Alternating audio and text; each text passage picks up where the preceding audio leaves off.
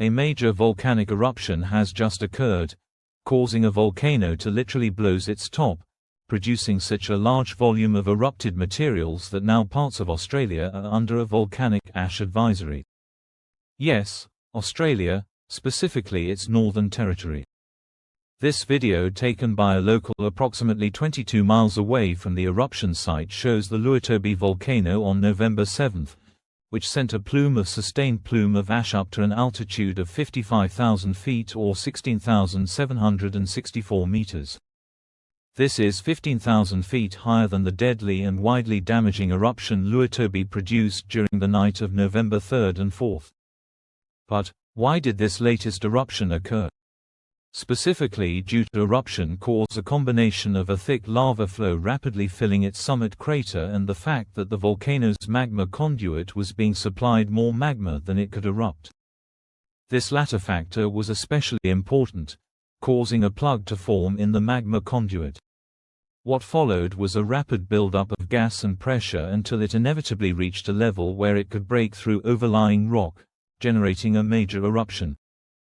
However, luckily this buildup of pressure not only occurred during the daytime when it is easiest to evacuate people, but it was also detected by scientists, causing new evacuations, and Lewotobi's exclusion zone to be expanded from 7 to 8 kilometers in specific sectors. Then at 10:40 a.m., the plug broke, and large amounts of gas and pressure pyroclastic flows were rapidly released.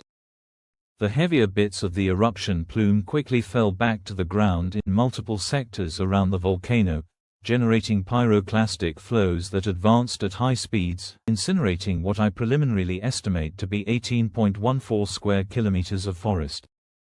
These pyroclastic flows nearly reached a settlement to the north, but appear to have missed its most outlying structures by only half a kilometer.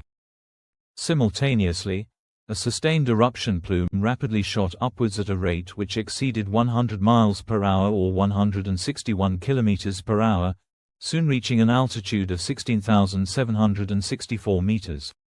This eruption was sustained, and would continue without stopping for the next 80 minutes, during which the umbrella cloud expanded to 70 kilometers or 43.5 miles wide.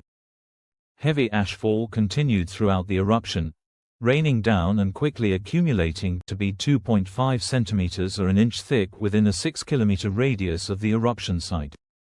Several hours later, ash rained down to form a dusting on the city of Enda, a whopping 80 miles or 128.8 kilometers to the west. And this is a city which is itself worrying about new volcanic unrest from a separate volcano to the south, but more on this later. By the time the continuous phase of the eruption ended at noon local time, I estimate that around 38 million cubic meters of rock had been emplaced. Thankfully no far-flung lava bombs were thrown this time, with most of the tephra being deposited via more extensive pyroclastic flows. But, eruption type. What was the exact eruption type which occurred?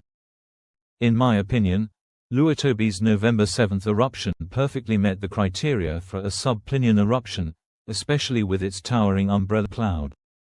It involved a more than 1 hour long sustained eruption plume. This plume reached a maximum altitude of 16.8 kilometers, and sufficient tephra was ejected to define the eruption on the volcanic explosivity index as a 3.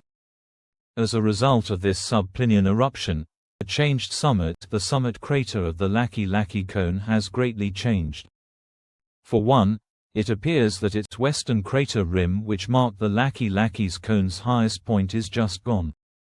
That is why the exclusion zone was expanded further to the west and west-southwest. This has made Laki's highest point become 20 meters or 66 feet shorter. But it is not just this sector of the crater rim which has vastly changed, although more analysis is needed. Thankfully, this time it appears that no injuries and no deaths occurred. I plan to make another video on Lewotobi as its situation develops, with the next one to include an in-depth analysis of Lewotobi's eruption chronology so far.